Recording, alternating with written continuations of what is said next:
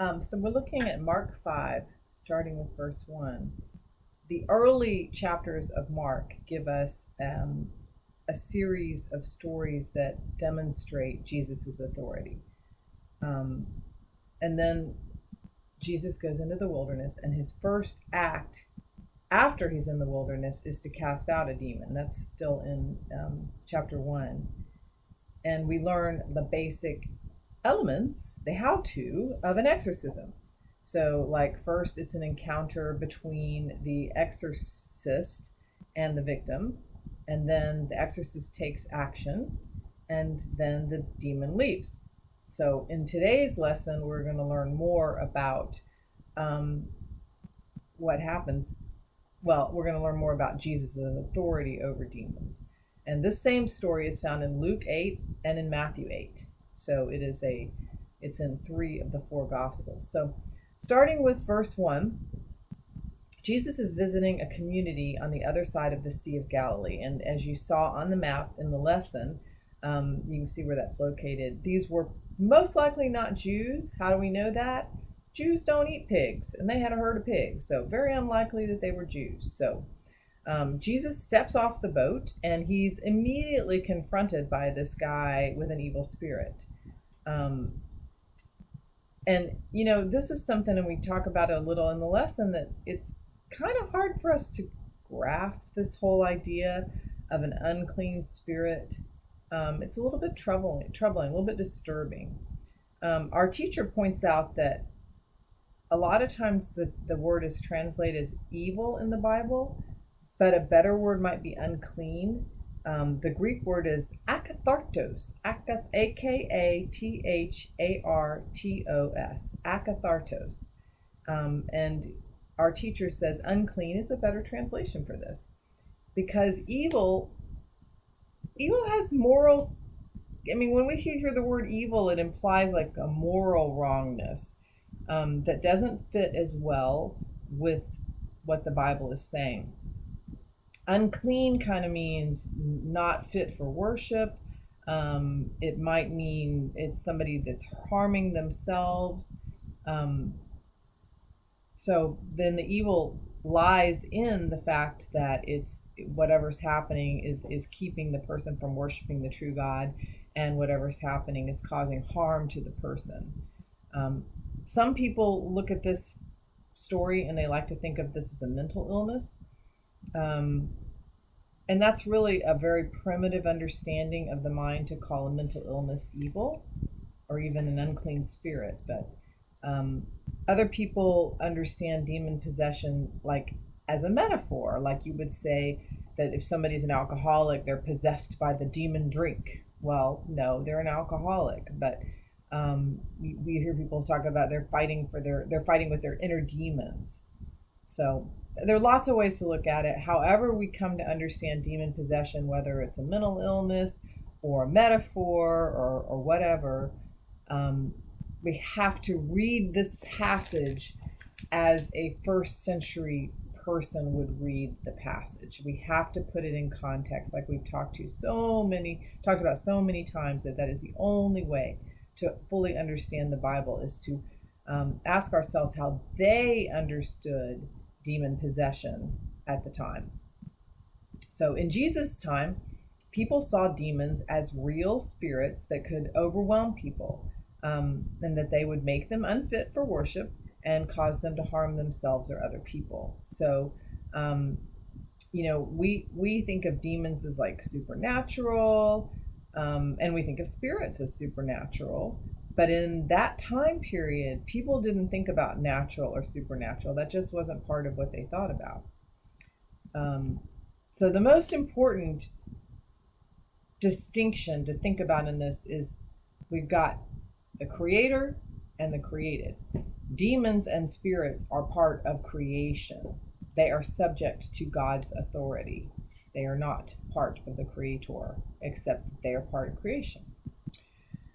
So the problem with this unclean spirit that was possessing this guy wasn't so much that the man was a spirit, but that it was unclean and that it was in opposition to God. And it says in the Bible that it was coming from the tombs, and that like means the spirit was representative of death, not life. So then in verses 3 and 4, we get an extended description. The guy lived among the tombs. He was unclean, partially because of the spirit within him, partially because he lived among dead people. And the Bible said you were unclean if you're around dead bodies. Nobody could keep him tied up. He had really animal-like behavior. He's running around howling among the hills. And he harmed himself. The demon was causing him to harm himself by cutting himself with stones.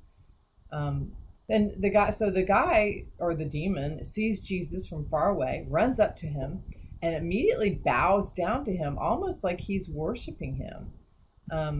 Then it's ironic because it said the demon would make the man unfit to worship, and yet here he comes worshiping Jesus. Or appearing to worship Jesus. And it's also, we don't know, like, was it the guy worshiping Jesus or was it the demon worshiping Jesus? We don't know. If it was the demon, it may have just been, he was like, oh, that is a really powerful guy. I better get down for my own protection,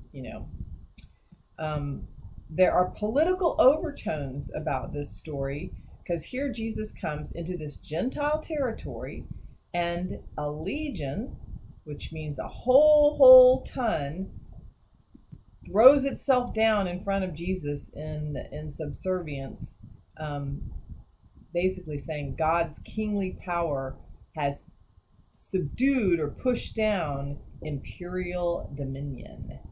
I'm quoting that because that's some big words. Moving on to verse 7.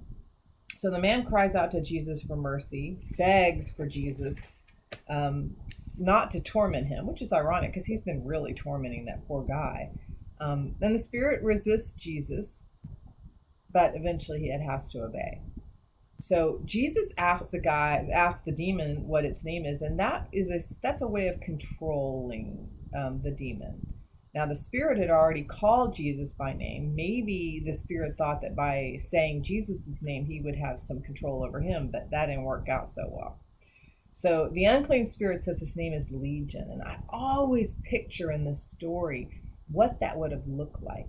Like in my mind, and maybe I saw this in a movie or something, when Jesus says, "What is your name?" and he says Legion, I picture just this evil look and then this deep voice, Legion, coming out, like really just, this is like horror film material. You think you're talking to one demon and you find out it's 1,000. Creepy. So it gives his name as Legion, and that's the word for a Roman unit of several thousand men. So the man was possessed by a lot of bad demons. So they begged Jesus not to send them, now we know it's many, out of that region. And Jesus doesn't grant that wish, but they begged him again to be sent into the nearby pigs.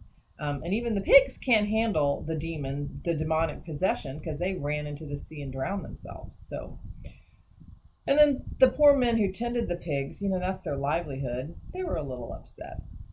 They run off to tell everybody about what had happened. And of course, you hear about that, everybody runs down to see what happened. And it says they were afraid. We'd seen this image of this guy, this demon-possessed man, totally terrorizing the neighborhood. And now he's sitting there dressed, quietly talking to Jesus, completely in his right mind. And for some reason, the sight of that man made the people afraid. Shouldn't they have been overjoyed and celebrating and, having a party, relieved? The crazy guy is no longer the crazy guy. Maybe they were worried about the power Jesus had over demons.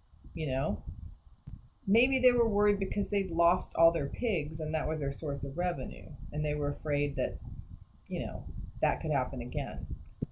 Or maybe they no longer had somebody to blame when things went wrong.